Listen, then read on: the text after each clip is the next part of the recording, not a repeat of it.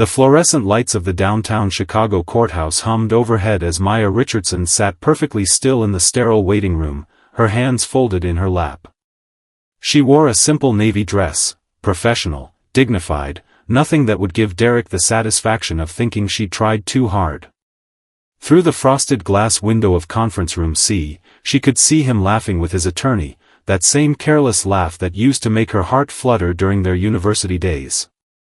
Now it just made her chest tight. "Mrs. Richardson?" The clerk appeared at the doorway. "They're ready for you."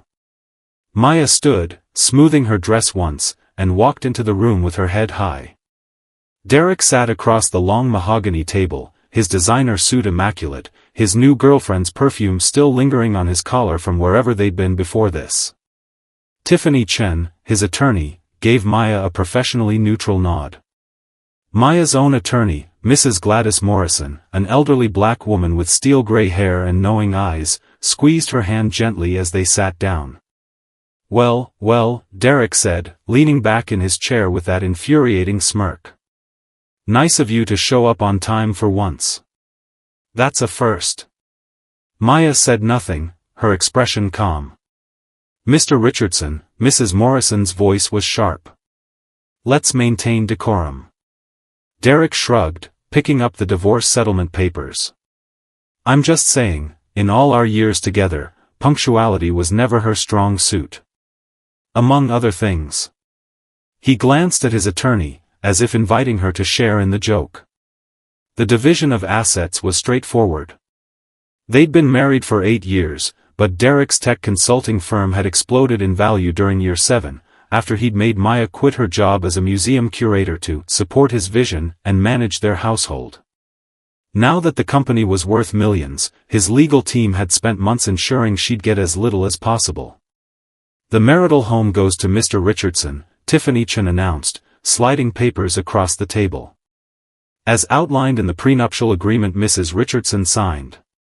Maya had signed that prenup at 24, starry-eyed and in love, never imagining she'd need to understand its implications. The vacation property in Aspen, also Mr. Richardson's separate property, acquired before the marriage. "With money I loaned him," Maya said quietly. Derek laughed. "A gift, sweetheart. Gifts don't need to be repaid. That's what you said at the time, wasn't it? I just want to support you, Derek." His voice turned mockingly high-pitched. "Whatever you need, Derek." Tiffany Chen shot him a warning look, but he was on a roll now. 8 years of supporting me, and what did you actually contribute? Charity galas? Book clubs? My grandmother always said I should have married someone with actual ambition. He signed his name on another page with a flourish. Someone who understood business. Someone who... "Mr. Richardson, that's enough," Mrs. Morrison said, her voice like ice. "No, let him finish." Maya's voice was steady, though her hands trembled slightly in her lap. "He's wanted to say this for a while." Derek met her eyes, and for a moment, something like genuine cruelty flashed there. "You were always so proud, you know that? So dignified. Your father raised you to think you were special, that you deserved respect just for existing. But look at you now. Walking away with what, $20,000 and your car?" He laughed again. "That's what 8 years of your dignity gets you." The room fell silent. Maya took a slow breath, then reached for the pen. She signed her name on each page, her signature unwavering despite everything. When she finished, she slid the documents back across the table. "There," Derek said, gathering the papers. "That wasn't so hard, was it? Now we can both move on. I've already got plans this weekend with Amanda. She's a venture capitalist, very impressive woman. You'll probably, move back in with your mom." "The divorce is final in 30 days, Tiffany Chen interjected, clearly uncomfortable with her client's behavior. "All parties should." The conference room door opened suddenly. A tall, distinguished man in a charcoal suit entered, carrying a leather briefcase. He had silver hair and the bearing of someone accustomed to courtrooms. "My apologies for the interruption," he said. "I'm looking for Mrs. Maya Richardson." "That's me," Maya said, surprised. "Though it's Ms. Richardson now, I suppose." "My name is Robert Caldwell. I'm the estate attorney for your late father, Dr. James Richardson." The room seemed to freeze. Maya's father had passed away 6 months ago, a quiet, dignified man who'd been a professor of African American history at Northwestern University for 40 years. His funeral had been simple, attended by hundreds of former students whose lives he'd touched. Derek had complained about having to take time off work to attend. "I apologize for the timing," Mr. Caldwell continued, "but I was informed you'd be here today, and the matter is somewhat time-sensitive. Your father's will has completed probate, and there are several items that require your immediate attention." "Her father's will?" Derek snorted. "What, his book collection? That old Buick he drove?" Mr. Caldwell turned to Derek with the kind of look that could wither plants. "And you are?" "Her husband." "Well, ex-husband as of about 5 minutes ago." "I see." Mr. Caldwell turned back to Maya. "Ms. Richardson, perhaps we could speak privately?" "Anything you need to say to her, you can say in front of me," Derek said, standing up. "Community property laws mean." "The divorce was just finalized," Mr. Caldwell said coldly. "You have no legal claim to anything Ms. Richardson inherits from this moment forward. But if she wishes you to remain, that's her choice." Maya looked at Derek's expectant face, that same arrogant confidence that had eroded her self-worth over years of small cuts. "He can stay," she said quietly. Then, meeting Derek's eyes, "I want him to hear this." Mr. Caldwell nodded and opened his briefcase, extracting several documents. "Very well. Ms. Richardson, your father was a very private man about his finances. However, he wanted you to know that everything he did was in preparation for your future." He laid out the first document. "Your father owned 17 properties throughout Chicago and Evanston, residential buildings he acquired over 30 years as investments. Current appraised value, $42 million. Maya's mouth fell open. Derek had gone very still. "Additionally," Mr. Caldwell continued, "your father held investment accounts and bonds totaling approximately $18 million. He also owned a 50-acre property in Vermont that has been in your family since the 1920s, currently valued at $8 million. The room was completely silent except for the hum of the fluorescent lights. "Your father established a foundation in his name for African American historical preservation, which he funded with $20 million. You are listed as the primary trustee and beneficiary of the foundation's operational budget." And finally, Mr. Caldwell produced another document. "Your father held life insurance policies totaling $5 million, with you as the sole beneficiary." Maya couldn't speak. Her father had lived in a modest 3-bedroom house. He'd driven the same car for 15 years. He'd packed his lunch in a brown paper bag every single day.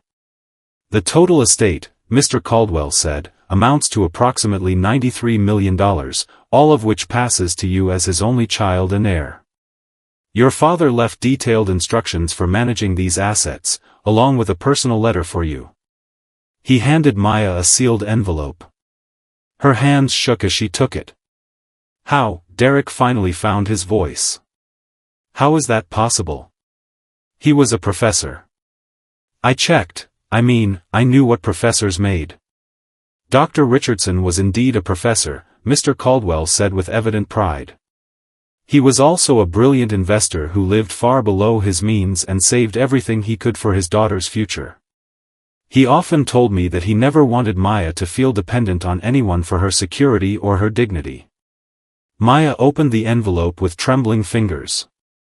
Her father's familiar handwriting swam before her eyes. "My dearest Maya. If you're reading this, I'm gone, and I hope you're somewhere safe. I've watched you grow into a woman of grace, intelligence, and compassion, everything your mother and I dreamed you'd become. I know the last few years have been difficult. I saw what was happening, even when you tried to hide it from me.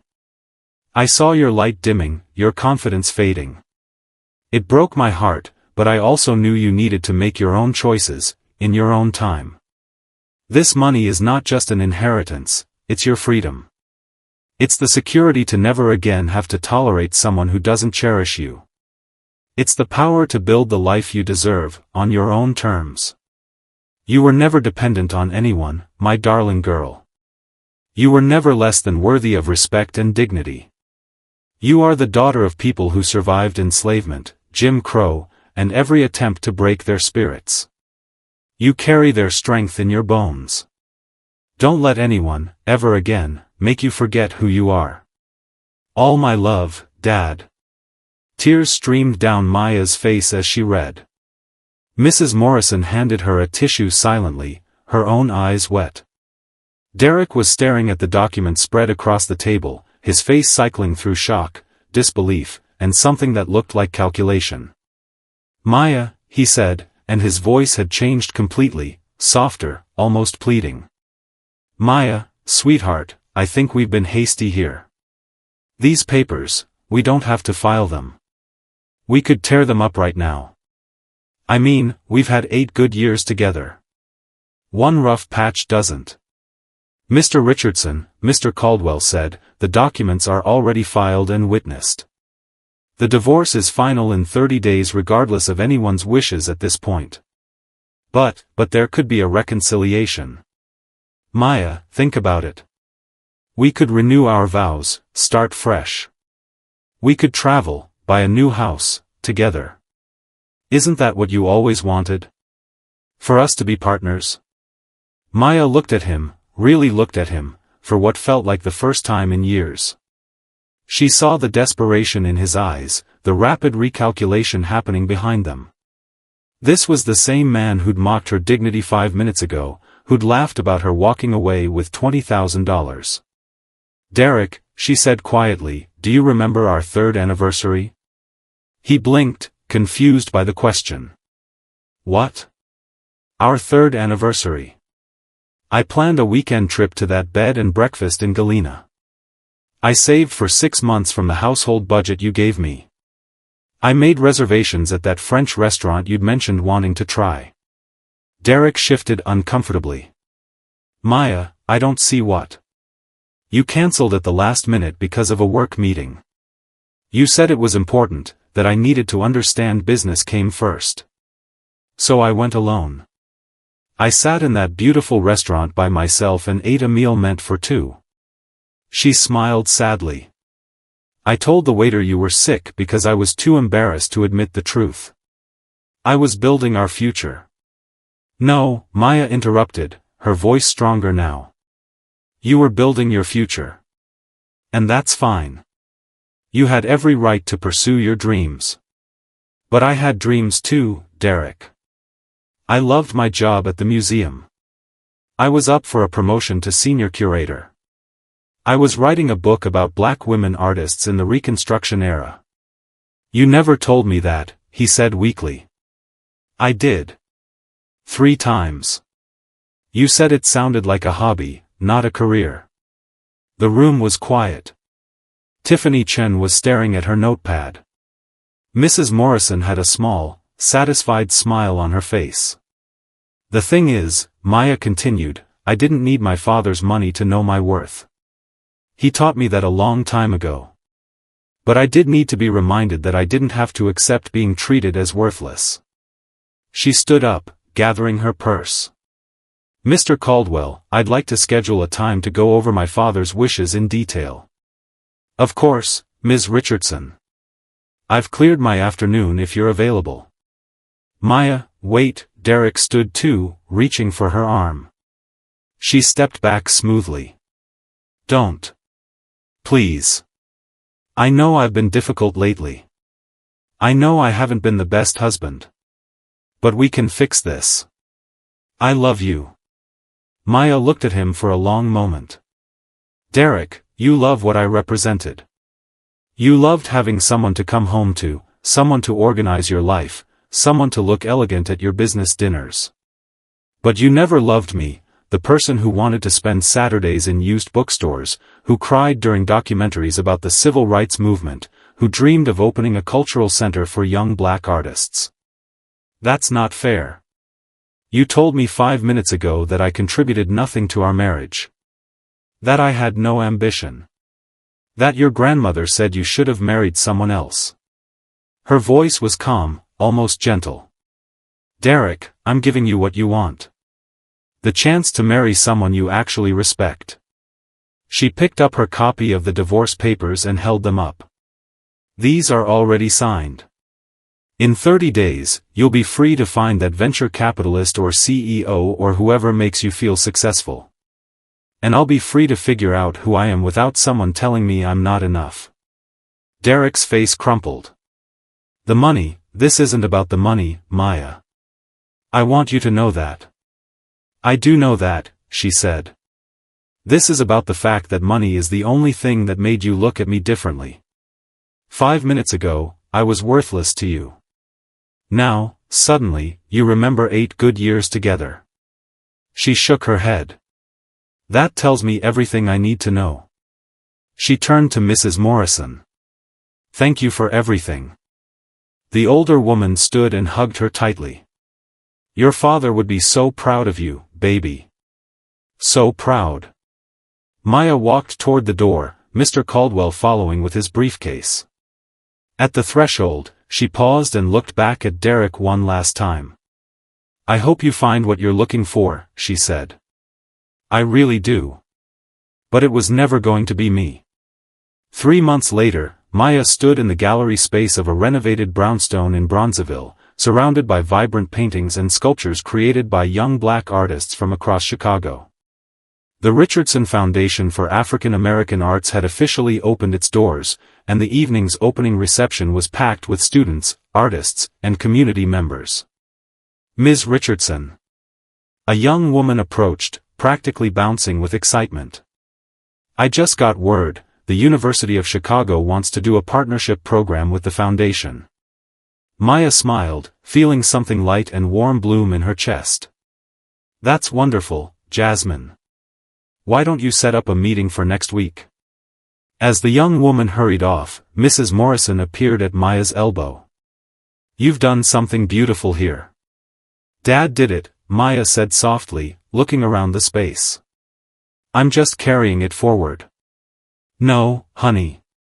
Your father gave you the means. But this, she gestured at the walls covered in art, at the young people examining each piece with wonder, this vision is all you. Maya had spent the past 3 months in a whirlwind of activity. She'd met with financial advisors, studied her father's investment strategies, and learned that he'd been quietly supporting black college students with scholarships for years. She'd reconnected with her old colleagues from the museum and finished the first draft of her book. She'd bought a beautiful graystone in Hyde Park and filled it with art and books and light. She'd learned to wake up without the knot of anxiety in her stomach. Have you heard anything about Derek? Mrs. Morrison asked carefully. Maya shook her head. Not directly. Though I saw he got engaged to someone named Amanda. The venture capitalist? The same. Maya smiled. I hope they're happy together. I really do. And she meant it. The bitterness had faded over the past months, replaced by something that felt like gratitude. Not for Derek, never for the way he'd treated her, but for the lesson learned. She'd discovered that her worth had never been tied to his validation, or to anyone else's. Her father had known that all along. As the evening wore on and the gallery slowly emptied, Maya found herself standing in front of a portrait that one of the foundation's first grant recipients had created, a painting of an older black man sitting in a study, surrounded by books, his face gentle and wise. The young artist had titled it simply, Legacy. Maya touched the small locket around her neck, the one containing her father's photo, and whispered, "Thank you, Dad. For everything." Outside, the Chicago night was clear and full of stars. Maya locked up the gallery and walked to her car, her steps light, her head high. She had inherited more than money from her father.